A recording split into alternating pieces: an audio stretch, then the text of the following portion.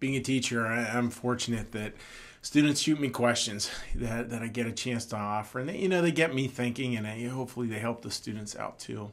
I got one from a student in college today that I wanted to share, which is just simply asking me, like, yeah, how do you prove God? Like, what is your proof of God?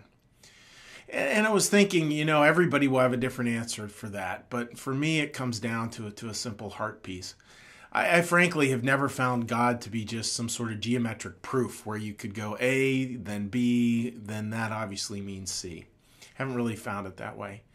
What I've found it is to be far more something of my heart, far more something that as I've worked at becoming a more loving person, even though that's been a failure a large amount of the time, as I work in it, I've seen my faith increase.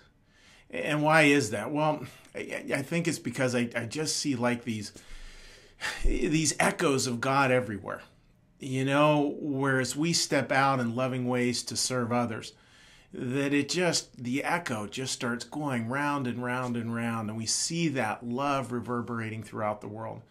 And I only think God can do that. I don't see that as part of science or humanism. I see that as God. And a lot of that are in these incredibly bleak times in our lives are sort of torn open, shredded, where there's just, in a certain way, maybe no space for God if you look at it from the outside, but then you just part the blinds just a little bit, and the room gets flooded with light, gets flooded with God's presence. Not in a way that takes away the tragedy of those events, but in a way that gives us a feeling of holding, a feeling that God is very present, that God is very real. For me, that's faith. For me, that's where I found God.